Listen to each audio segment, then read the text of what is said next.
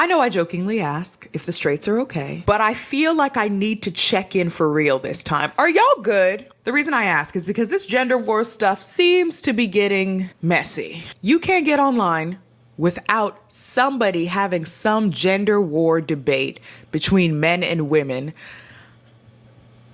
about literally anything. Anecdotally, in real life, the minute you bring up men around a group of women, the eye rolls, the sighs, the collective embarrassment and shame. For two genders that are supposed to be the standard, it really don't seem like y'all like each other. And I'm really curious as to why. Less why, more so what's going on. Which is when I learned about the term heteropessimism. Today we're going to talk about what heteropessimism is. Why both men and women, straight men and women, seem to be suffering from it a lot these days. And how can we bridge that gap a little bit? Because listen, I'm a non-binary femme, they, them, and I'm pansexual, okay? So yes, I am attracted to straight cis men, but I also got options. So this isn't for me. I'm doing this for y'all. And because I need to pay rent, so, you know. Wait, listen, symbiotic relationship. So without further ado, let's get into it. Heteropessimism, aka the gender wars explained. This term was coined by Asa Saracen, and I'm going to break down how Saracen explains it. Firstly, heteropessimism consists of performative disaffiliations with heterosexuality, usually expressed in the form of regret, embarrassment, or hopelessness about straight experience. So performative disaffiliations, you are saying, verbalizing that you hate being straight, you hate men, you hate women, or again, depending on your gender, we'll break down more how that shows up for you. But for the most part, it's disavowing the gender that you're supposed to be supposedly attracted to. Verbally, of course, because you're still attracted to them, so you're still hooking up. You may still be performing gender expressions to appear more attractive to someone of the opposite sex. You may be doing all of that, but verbally, you're disavowing the fact that you even do this because you're like, girl, this is so hopeless. Being straight is the worst. How many straight people have you heard say that? Heteropessimism generally has a heavy focus on men as the root of the problem. And this is why I say we have been taught to hate each other. We have been taught as heterosexual men and heterosexual women to hate each other. And I think there is a hidden agenda behind this. And I think that hidden agenda is coming from non-heterosexual people, if you know what I mean. Yeah, y'all know I'm not going to let you off that easy by just blaming the men for everything. You know we're not going to do that over here. So, again, we'll break it down more momentarily. But we got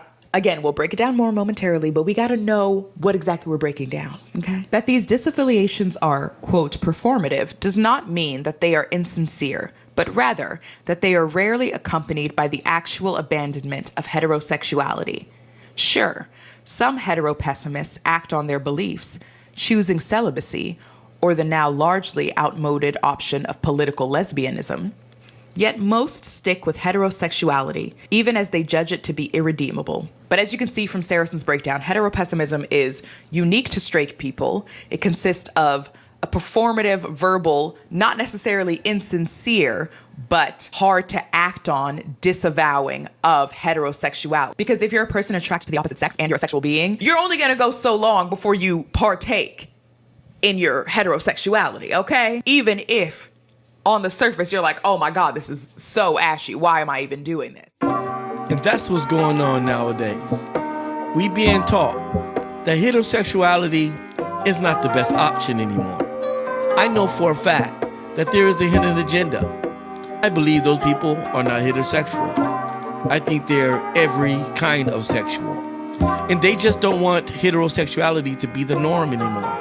So what do? You cause chaos within the heterosexual community. And this is the reason why you have commercials that's basically trying to tell you that black men are done with black women and black women are done with black men. Thus, driving a wedge between us in hopes that we will go out and start to explore sexually and most likely end up with the same sex. I honestly believe that there's an agenda behind this whole thing.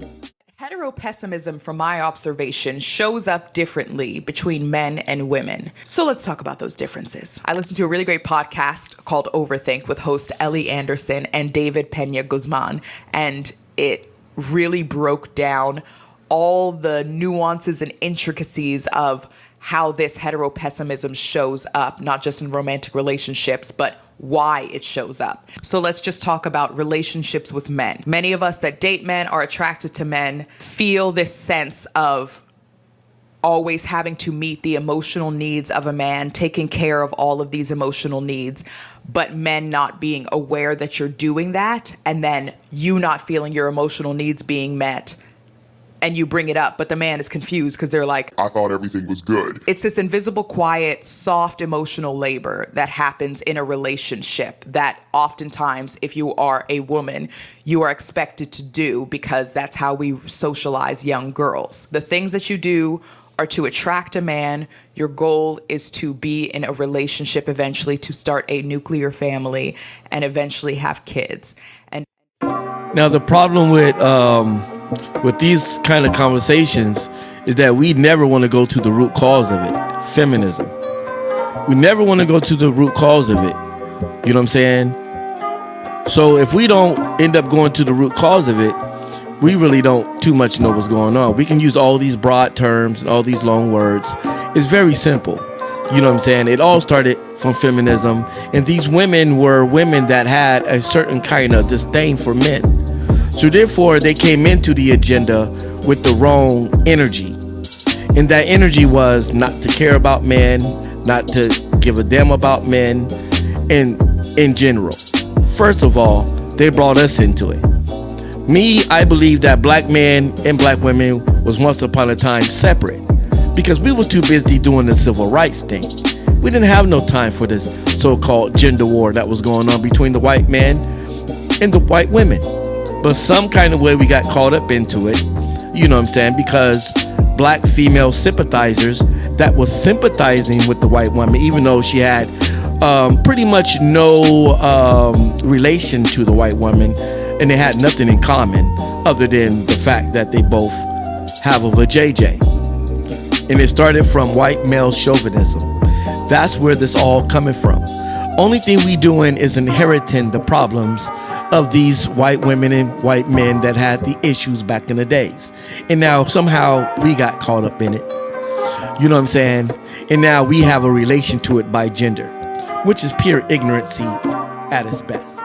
in relation to this, they discuss this concept of female demand, male withdrawal pattern. The demand withdrawal pattern is a detrimental set of communication behaviors in which one partner nags or pressures while the other partner avoids or withdraws. Now, if you care about attachment theory, you could think of that as an avoidant attachment person and an anxious attachment person, right? One person is constantly doing. The energy, the effort, the time is constantly, and the other person is like, oh, okay, what? Sometimes they do benefit from the way that other person nags and gets on things, but other times it's just a nuisance. So female demand, male withdraw, male don't talk, male go to man cave. I think another reason for heteropessimism for a lot of women has to do with the second shift. This idea that you do all of this work outside the home. You know, white feminists fought for the right to work, even though plenty of women of color were already working. We're working for some of y'all. But anyway, fighting for the right to work and be independent and do all that extra work of caregiving. Most times, statistically, women are caretakers, not just of young people, but of the elderly too. It's all of this quiet, soft, again, soft labor, I'm putting in quotes, that's associated with femininity, with caregiving, with womanliness. Therefore, it not only doesn't really need to be paid, unless you're like a nurse or something, but it also doesn't need to be taken as seriously and isn't foundational to the way our society runs. When the girls in Iceland showed y'all that it actually was.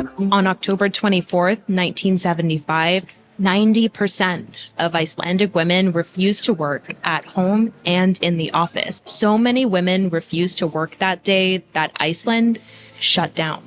Getting more specific in terms of more intersecting identities, I think about older Black women of a certain age that have stayed with men, not because they particularly seem to love them or want to be with them. It's almost a reluctance and an expectation that because they are women and of a certain age, that either way they had to be with a man. So it was kind of more of a reluctant thing. Like the most hetero pessimistic I have, ooh, Lord, all I do is complain about these men. No shade to my dad. I love you, Papa. But my mom, I really do think she would have been out here just doing her thing if she didn't live in a world that told her she had to get married and have kids. And I know my mom's... Now, this is where everything gets twisted, because now we got these broad terms: forced to be in love, forced to be inside of a relationship, forced. Now, everything is forced, which, to tell you the truth, all of this is nature. This is what God intended us to do. What happened to God? This was what God said. Man was going to get with woman. They was going to have children. They was going to have... This is ordained. This is not something that came out of some intellectual book. This is nature. This is ordained. And now we're starting to fight against that. We're starting to fight against the ideal of what God intended for us to do. And it's as simple as that. We're finding all these broad terms and words and feelings and emotions that basically say we was never in love. We never wanted to be with that man anyways. We never wanted to be with that woman anyway. We just did it for the sake of doing it. And that, my friend, is dangerous. Let's go. Says that she loves having kids. She loves having her husband. And sometimes I'm like, girl, it's just us. You could tell me. Tell me the truth. Tell me the truth, y'all, boy. Come on. I wonder that about a lot of our mothers. I'm in my early 30s, and I wonder about my mom, what she would have been like if she lived in this time and didn't feel pressured. Damn, she probably would have been me. There's also more sinister sides to this, too. I can't name a single woman or femme that I know that has not dealt with sexual harassment or assault from a guy. That is not a fun anecdote, but that's another sinister side of it. We saw with Me Too, and after Me Too, there became this idea of, well, this is just how men have always been, and now more of us are speaking. Wow, people. I'm starting to realize that when she first started off, I didn't think she was a feminist. But as she started to talk, she's starting to talk more like a feminist. She talked about the feminist movement, but yet she's basically using feminist talking points, which is kind of weird and kind of odd if you ask me. And now it's kind of throwing me off because I thought this was going to be a different video, but it's still an interesting video because it gives me a chance to break things down. And this is what you see, the new age, which is attacking basically God's intentions. This is what's really going on. You see the rebelliousness of what God intended for men and women. And this is the reason why you're starting to see these other sexual activities and different terms like, you know, quadrosexual and well, you know what I'm saying, bi-curious and different things that are coming out now, which is all basically just saying we don't no longer want to live according to the terms of a man and a woman being together, historical values of a man and a woman relationship. We don't want to go according to those things. We with the new wave now. Even though it's nothing new under the sun, they're really just repeating what Sodom and Gomorrah did. You know what I'm saying? So there's nothing new under the sun. Everything they're talking about now was already done. All the ideas they're coming up with now has already been practiced. Let's continue. This is going to be very, very interesting. Let's go. If you don't trust the opposite sex and you're supposed to be attracted to them, if you're tired all the time because it seems like anything you say or do, any of your cares, concerns, needs, desires are never taken seriously, would you be optimistic about your prospects when it comes to dating men? And again, this is not to say that all men are like this. We know people are not a monolith, but the narrative, the wider narrative that is spread out, the wider attitudes that a lot of us have, we have to acknowledge that there's some consistency there as people on the individual level reify things like All due respect, this is what happened when black people start to read European literature. If you notice, she was reading European philosophies. See, this is what happens when you start hanging around white people too much. This is what happens when you start to take up their ideologies. This is the reason why I don't deal with anything European. I don't read their books. I don't read their philosophies. I don't listen to none of their scholars. I don't listen to none of their historians. Because it's just all bad news. We came from what they call a king and queen system. That's all we had. It was never a gender thing. And I'm just talking about black people in general. We need to come up out of this stuff. We need to come up out of this stuff and stop listening to these Europeans and stop being black Europeans, because that's what we become. We become black Europeans, and now we inherit all the problems of the Europeans. Once upon a time, the black relationship was the envy of the world. That's why we never had a problem with feminism in the 1960s. We were together as one, fighting in the civil rights movement side by side. That is the culture that we come from. All of the stuff she's talking about right now is all European philosophy. I'm just telling the truth, people. Let's continue. From the indignant fury of the incel to the married man complaining about his old ball and chain, men clearly subscribe to heteropessimism, even if, like all feelings, they are not exactly encouraged to express it. To be clear, men's heteropessimist claims tend to be neither ethically nor logically equivalent to those made by women. Instead, they are a kind of funhouse distortion of feminist complaint. Nowhere is their provision better illustrated than on Facebook, where the efforts of men's rights activists have led administrators to classify "men are trash" as hate speech and suspend the accounts of those who use the phrase. Users may post, quote, "women are trash" with impunity. Men have also had this sort of social, whether it's jokey or not, idea of heteropessimism as well. Talking about a ball and chain, oh, gotta get home to the old lady, all these other things. And some of them are terms of endearment. They're not necessarily meant to be bad, but God, I just keep thinking of stand-up from like the 80s and 90s and how many men just complained about women existing. The quote that I read was talking about how these complaints from men are usually this sort of funhouse distortion that aren't really rooted in ethics or logic, but just more so in like, they just get on my nerves. A lot of times when I'm looking online and seeing men complain about women, even if the feelings are real and valid of what they're saying, the hurt, well, if you all think we're trash, then why would I want to date you? Fellas, I get it. The fifis can be hurt. That's not a fun thing to see every day, to read that men are trash, the bar is in hell, all y'all suck, all y'all are garbage, why are y'all even here, the world will be better without you. That is not fun to hear. I'm not saying that to be funny. I mean that. It's not great to hear. And now you see how we got caught up in this, black men? Did you see how we got caught up in this mess? Because we don't run nothing. We're not the hierarchy of nothing, but we get blamed for being hierarchy because we're men. That's crazy to me. We're almost powerless in this country.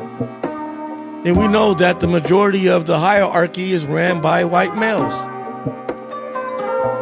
Matter of fact, all of it is ran by white males. So how did we get mixed up in this mess? How did we get mixed up in this mess? Because we dared to touch feminism. We dared to touch chauvinism. Anytime we decided to go and join their organizations, male or female, anytime we took up their philosophies, it's not meant for black people. It wasn't meant for us, sister. It wasn't meant for us, brother. This is why we need to disregard it all. Stop quoting from their literature. Stop listening to anything they tell you, because it wasn't meant for us. We come from a God system. We come from a divine, godly system that is built on the principles of God and nature and what He intended men and women to be. That is our original nature, and that is our original tradition as black people. We are out of order and we are out of place, and we are indulging in things that have nothing to do with us, nor was it created by us. That's why we have no business in dipping and dabbing in this sorcery. Because all it is witchcraft. That's all it is. It's European witchcraft. And now we are affected by it because we sit down in front of the Ouija board. Because we're taking in their information. We're now sharing in their rituals of the heathens. That's why. Because we're now sharing in their rituals. That's the problem. Black people need to get back to who we are as a traditional people. And I'm going to end this right here because I heard enough. But I thought we shared the same sentiments, but I don't see that. I really don't see that. I'm straightforward, people. It's black love or nothing. It's black culture or nothing. I don't listen to nothing they have to say. I don't listen to their philosophy. I don't read their books. I don't read Greek literature. I studied the Greeks because I'm an historian. I studied it all. Black history, European history, Latin history, Asian history. I'm an historian, so I gotta know things. But one thing I do know is that our tradition is not of the Europeans. And if we don't come to that realization that we are indulging in witchcraft and we are indulging in something that has nothing to do with us, was not meant for us, it wasn't described to us. It's not divine at all. It's not godly, and it does not come from God. And I just pray and hope that black people will pull out of this, to pull out of this mess and get out of these sorceries and stop following these people. Stop following their ways and stop following their rituals. And stop following their rituals. I hate the gender war. I hate to see black men and women going back and forth with each other. I hate to see us be infected by their disease. I hate that fact because I know this is not us and I know what people we came from. This is not our culture. This is not our tradition. Period. This is not for us. And I hope that black people come to that understanding, male and female. And once we start to pull ourselves out of it, things will get better. Once we stop hearing to their philosophies, things will get better. And once we start going back to our traditions, our African American traditions, our black traditions of the king and queen system, seeing each other as kings and queens, and the queens respecting the kings and the kings respecting the queens, and understanding that that is the dynamic that made us a great people. As long as we continue to indulge in this American mess, in this American cesspools, in this heathenous spirit, we're always going to be messed up. Because we're now dwelling in places that we shouldn't be dwelt in, that we shouldn't be dwelling in. We're now dwelling in places where we was never supposed to be in. Now we're practicing philosophies that were not written by us. And it wasn't described to us. That wasn't written by us or created by us. We're living by their rules, their understanding. And that is the reason why we are affected. Because we are two different people. We are not the same. But when you start to act like them, it's going to be a world of trouble for black people. And you already see it. You already see a lot of black women becoming homosexuals now. You're seeing a black women that are starting to date each other. You're starting to see a lot of black men starting to date each other. Why? Because we're stuck in the middle of this witchcraft, of this divide of black men and black women. Don't just call me a man, call me a black man. I can't stand it when they say, well, men and women. No, we are black men and women. That is a black queen and that is a black king. Don't put us in the middle of that male and female mess. Don't put us in the middle of that Venus and Mars European mess. I adhere to none of it, nor do I practice it, nor do I believe in none of it. And we need to free ourselves from these mental chains and stop listening to these people. Then things will get better. Then things will get better. And we can return to our former glory.